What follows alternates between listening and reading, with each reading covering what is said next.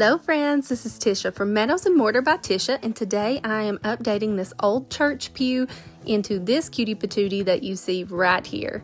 So if you would like to see that, then just stick around and keep watching. So I gave it all a good clean with some crud cutter, and then I just came in with some warm water and then cleaned off all of the residue after the crud cutter. Then I come in with my Surf Prep sander and I just give everything a good scuff sand. So this already had that gray paint on it and it wasn't failing or anything. They had distressed this naturally. I don't want to say naturally, they purposefully distressed this. So the areas that there was actual wood showing through, I came in with some spray shellac and then I just covered those areas so that we wouldn't have any bleed through. But the adhesion of the original paint on there was good and it wasn't failing, so I just decided that a good scuff sand would do fine. And then I come in with my decoupage paper. This is a custom decoupage paper from the Shabby Hummingbird. This is a site on Etsy that you can just send in your photos and then they will make a decoupage paper of it. So I purchased the original print from the person who made it and then I sent that in to this company and she printed it off for me. She was very quick, super sweet, and I highly recommend her.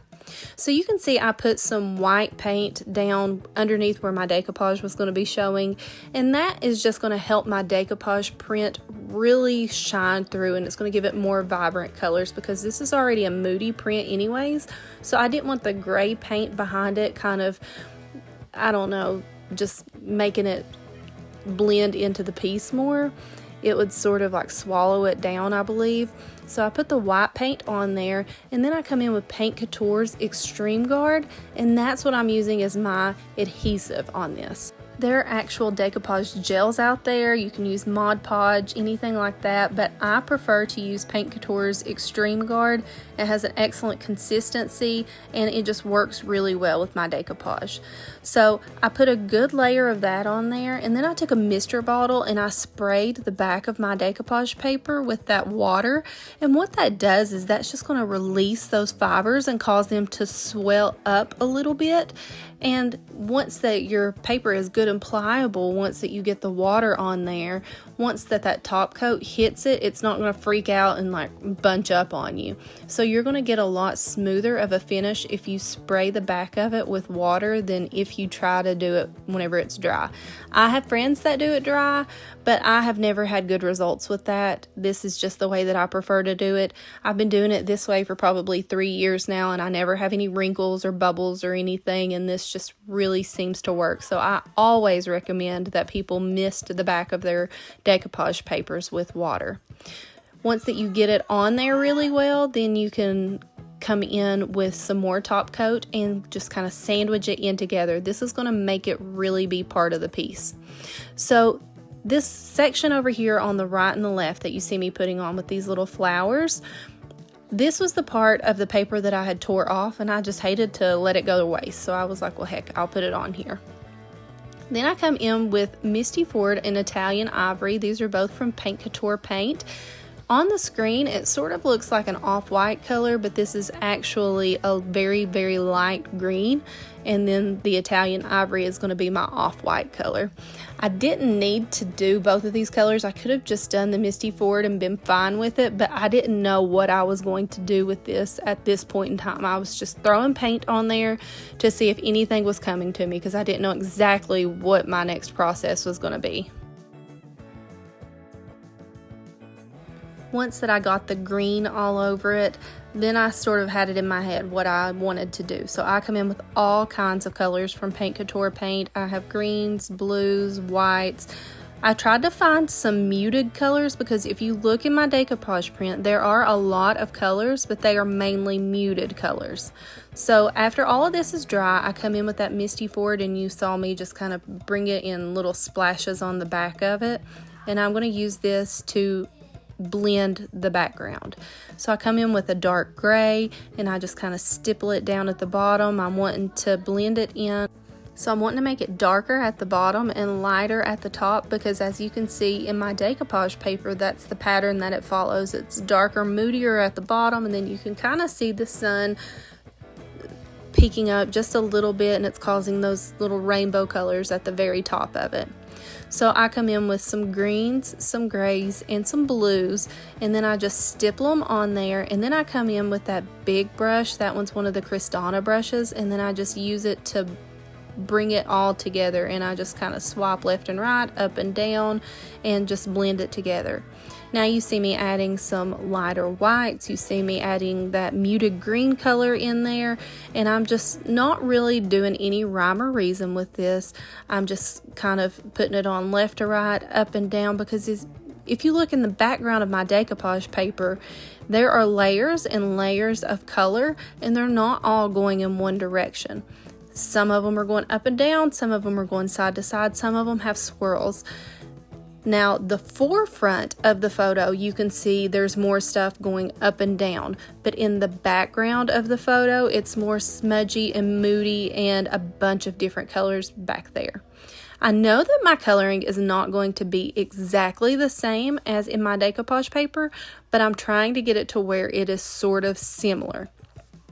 Now on my decoupage paper right there, you can see that there was just like a quarter of a tree. So I come in with just a tiny little artist brush, and then I make myself some more branches so it looks like that flows out just a little bit farther.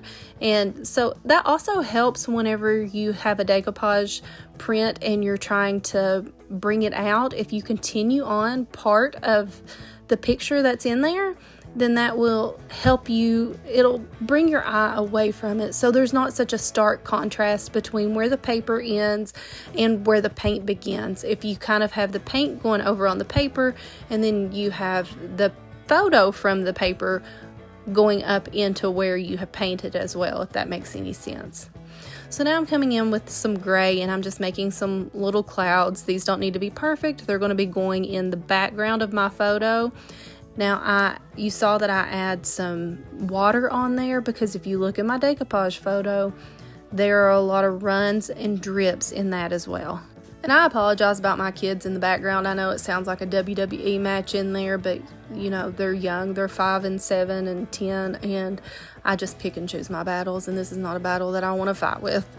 So right here, I am trying to paint a mountain scene. So I'm just using some contrasting colors, and you can see I'm just making a loose outline of some mountains, and then I wanted to make it look kind of foggy over on the outside, and then on the inside I have a little bit of green going down, kind of like it's a meadow. I'm not a painter, so I'm going to show you what you can do to mask being a bad painter whenever you have a moody sort of decoupage print like this. So you can see that I have the mountains in the background, and then I made some trees in the forefront, and then I have the little flowers down at the bottom, and I have the clouds at the top, along with that blend on the back of it.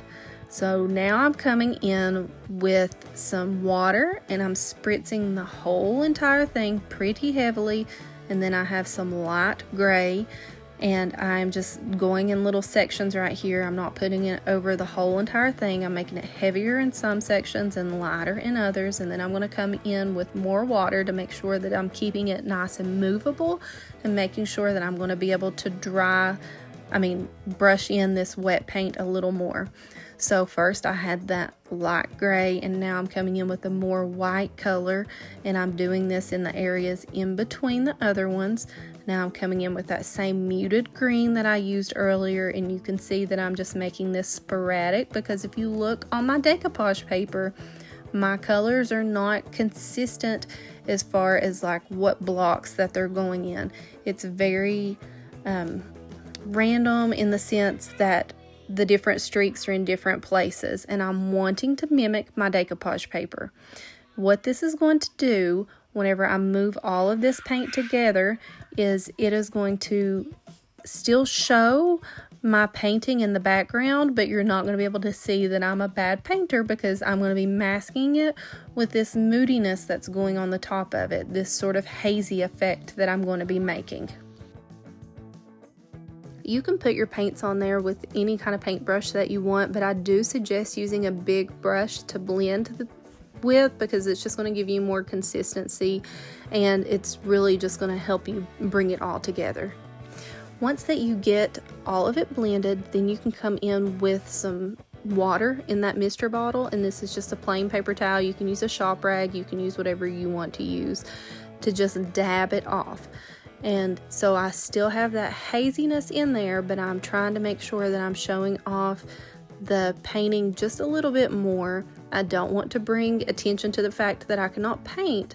I'm just wanting it to showcase what's back there a little bit better.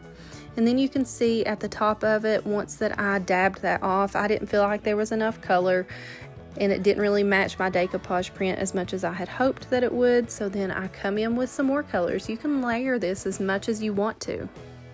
I'm still wanting to make sure that I have that drippiness because I still have those drips that's in my decoupage paper. So that's why I'm coming in with that water, but I'm trying to make my drips controlled. So you see me come in with that paper towel, and then I dab it off so that it's not going anywhere that I'm not wanting it to. And if you would like to try Paint Couture products, any of the paints or the top coats, any of the cool stuff that they have, then I will put a link in the description box for you to be able to try those out. And if you're not already subscribed to my page, I'm just asking you right now, please subscribe to it, hit that notification bell so you'll know whenever I put new videos up, and you can hang out with me more often. Now, if you remember at the top of this church pew, there was a pretty big gap in the wood, and I'm going to try to cover that up. So I'm using some casting resin. This is the quick casting resin. This has part A and part B. You mix it up equally, and then you just use a little stir stick, mix it all up, and then you pour it inside of your mold. I'm using one of the IOD trimmings molds. I believe this is trimmings 3, and I'm just going to cast some trims to cover up where that gap is. Now I'll come in with Paint Couture's pigments, and I'm using the colors Bronze and Aged Cafe underneath my quick cast resin. So I just take a little brush, and then I just dab this inside of my mold, and then I will pour my resin over top of that.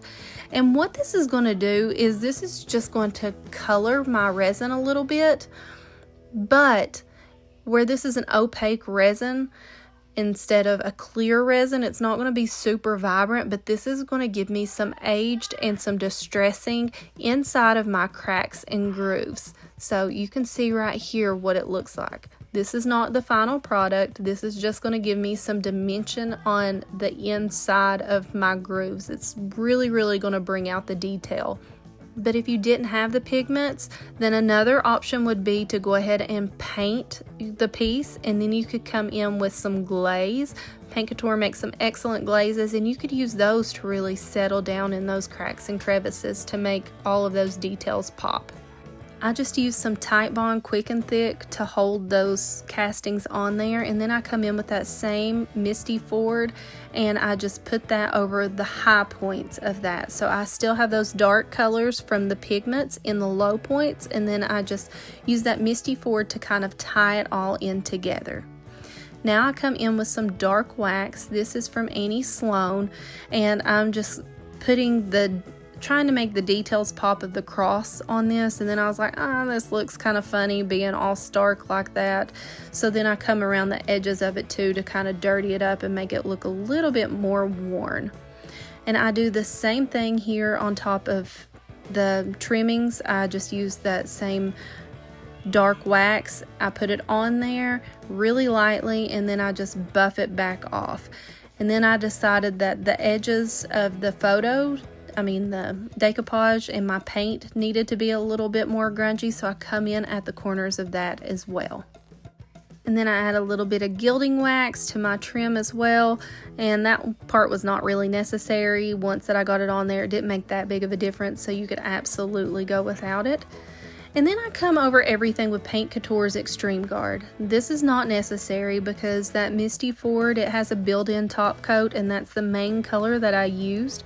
But where I did use some of the chalk style paint on my photo back behind it, I decided to go ahead and put the extreme guard on it just to be safe. I'd rather be safe than sorry, and I want to make sure that I have a good lasting product. This is for my aunt. She'd never let me live it down if I gave her a crappy product and it all chipped off on her.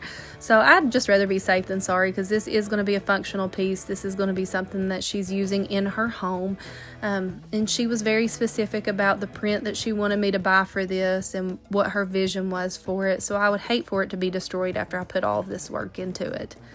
But here is the final product. And guys, I think that it looks so beautiful. You would never know that I can't paint.